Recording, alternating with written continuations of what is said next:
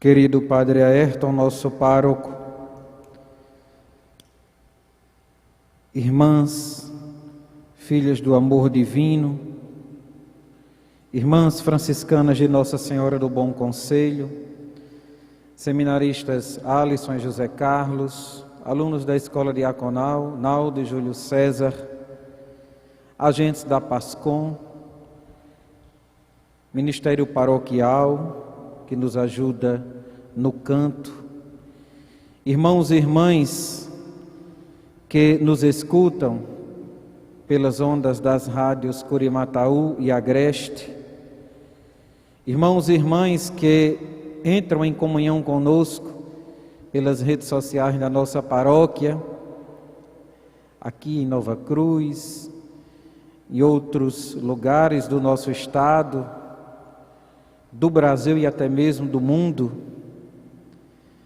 Estamos celebrando a paixão e morte de nosso Senhor Jesus Cristo nesta Sexta-feira Santa. Eu quero iniciar a reflexão fazendo uma retrospectiva. O livro do profeta Isaías, do qual foi extraída a primeira leitura que nós ouvimos hoje, traz 4 poemas, 4 cânticos do servo de Javé. O primeiro, que nós ouvimos segunda-feira passada, está no capítulo 42, versículos de 1 a 7 do livro de Isaías. E nele, o primeiro canto do servo de Deus, o próprio Deus apresenta ao mundo o seu servo. Deus diz: eis o meu servo. Eis o meu servo, nele eu infundi o meu espírito, e ele promoverá o julgamento de todas as nações, e fará o bem, resgatando das trevas aqueles que vivem na escuridão. O segundo cântico do servo de Deus, nós ouvimos terça-feira passada, e está no capítulo 49, versículos 1 a 6 do livro de Isaías. No segundo cântico, é o próprio servo que fala. E ele diz: antes do meu nascimento, o Senhor me chamou e me escolheu, e fez de minha palavra uma espada afiada. Depois, o próprio Deus, ainda no segundo cântico, diz do seu servo: eu te farei luz das nações, para que a minha salvação chegue aos confins da terra, para que a minha salvação chegue a todos os corações humanos. O terceiro cântico, que nós ouvimos quarta-feira passada, está em Isaías capítulo 50, versículos 4 a 9. E o servo, no terceiro cântico, ele se apresenta tão íntimo de Deus que ele demonstra ser mais do que um servo. Ele demonstra ser um filho. Ele diz assim: ele, Deus, me desperta cada manhã e me excita o ouvido. Mas no terceiro cântico, o servo deixa clara a proximidade do sofrimento e diz: ofereci as costas para me baterem, E ofereci também as faces para me arrancarem a barba. E não desviei o rosto, não fugi do sofrimento. Também deixa claro no terceiro cântico quem é que lhe dá forças para não desanimar diante de tanto sofrimento. O servo diz: o Senhor Deus é meu auxiliador, por isso não me deixei abater o ânimo. E o servo, pasmem vocês, chega até a ser provocativo. Ele diz assim: quem é o meu adversário? Aproxime-se. Sim, o Senhor é meu auxiliador. O quarto cântico está no capítulo 52 do livro do profeta Isaías e é a primeira leitura da liturgia de hoje. Hoje, na primeira leitura, nós ouvimos o quarto cântico do servo de Deus. E Deus começa o quarto cântico, que é a primeira leitura de hoje, assegurando a vitória do seu servo, dizendo: sua ascensão será ao mais alto grau. Sua ascensão será ao mais alto grau. Porém, antes de subir glorioso ao mais alto grau, ele haveria de passar, de descer ao grau mais baixo. E a primeira leitura de hoje descreve o servo de Deus desfigurado, sofrido, abandonado, tratado como um criminoso, alvo de chacotas e zombarias, causa de vergonha. Um inocente sofrido. Quem é o servo de Deus? Quem é o servo de Deus? Cantado pelo profeta Isaías no Antigo Testamento. Pode ter sido, irmãos e irmãs, qualquer um profeta da Antiga Aliança. Há quem diga que o servo de Deus, cantado por Isaías, foi o próprio povo de Israel.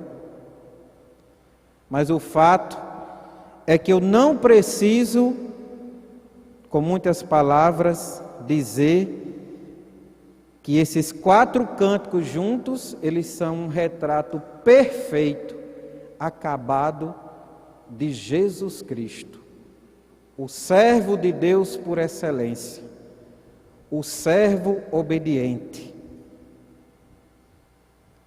Tanto sofrimento não foi em vão, nem foi por masoquismo. Jesus não era masoquista.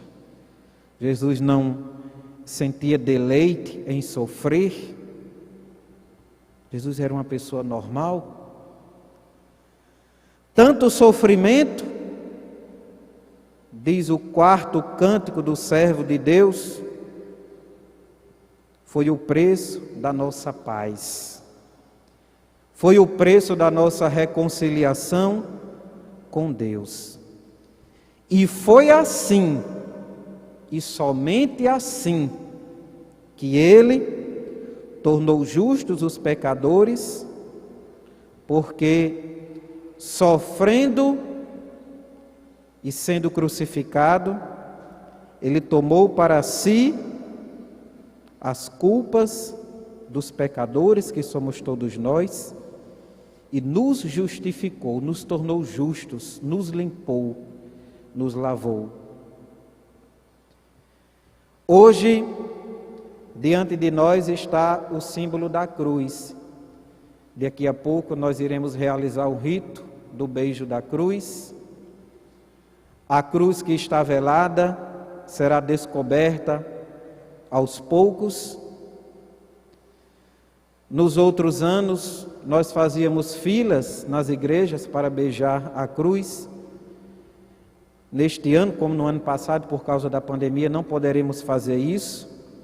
Mas você que me acompanha de casa, pelas redes sociais ou pelas rádios, você é convidado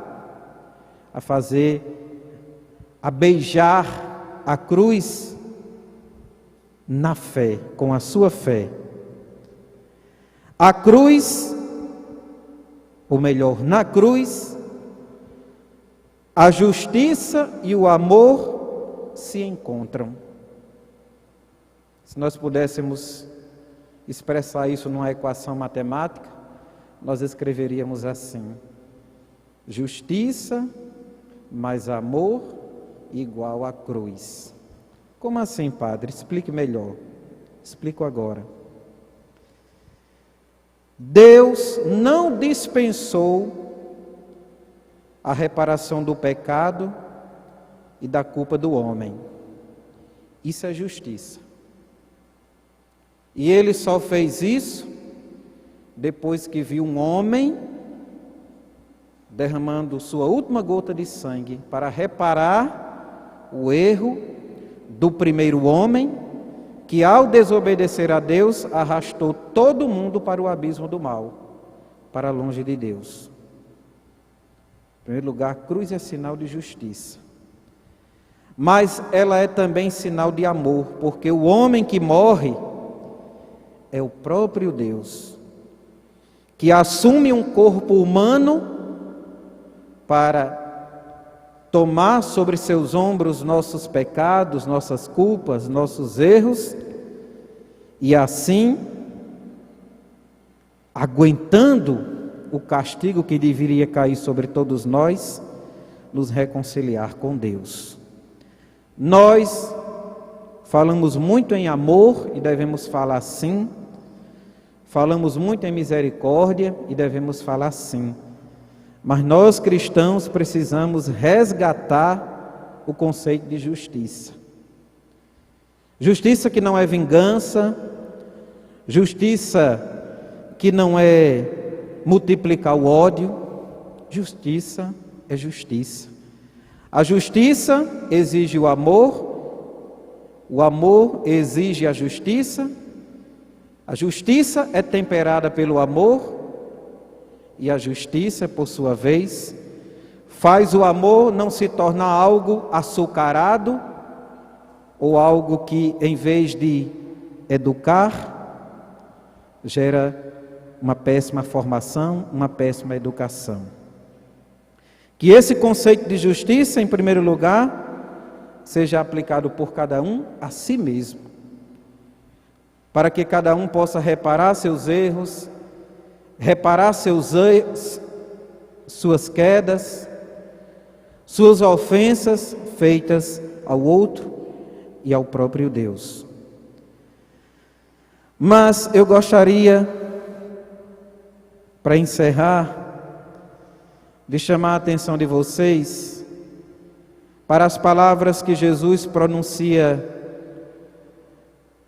da cruz, palavras que não estão na narrativa da paixão segundo João que nós ouvimos.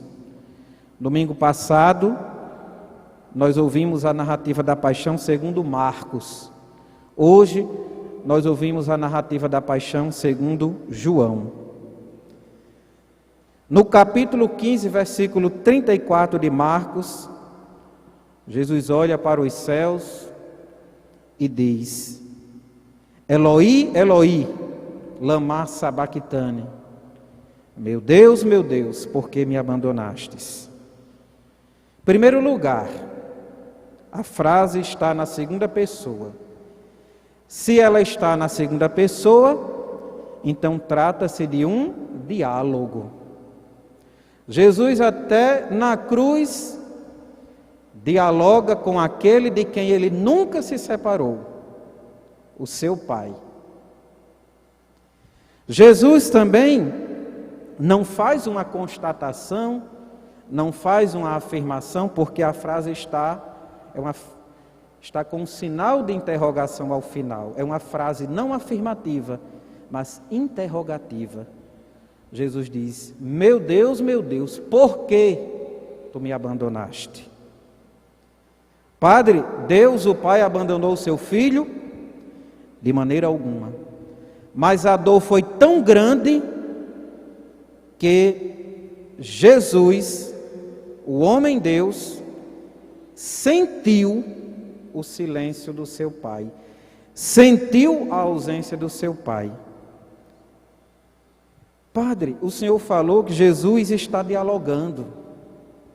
E Ele está dialogando com quem? Com aqueles que o estavam crucificando? Não. Jesus estava dialogando com o seu Pai. Percebam, irmãos e irmãs, que a sensação da ausência de Deus, Jesus transforma em oração, transforma em diálogo com o seu Pai. Uma coisa é você dizer, uma coisa seria se Jesus, olhando para aqueles que o estavam crucificando, dissesse: meu Deus me abandonou, meu Deus me abandona. Mas ele não fez isso. Ele olhou para o Pai e fez uma pergunta em clima de oração.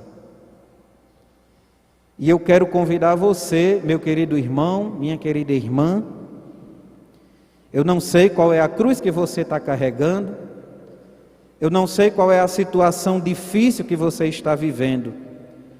Mas eu quero convidar você a fazer o que Jesus fez no alto do seu sofrimento, no ápice da sua dor. Não constate a ausência de Deus, porque Ele está presente. Não deixe o seu sofrimento ser a causa da sua negação de Deus. Como Jesus, transforme a sua dor em oração. Transforme a percepção do silêncio de Deus em oração, como Jesus.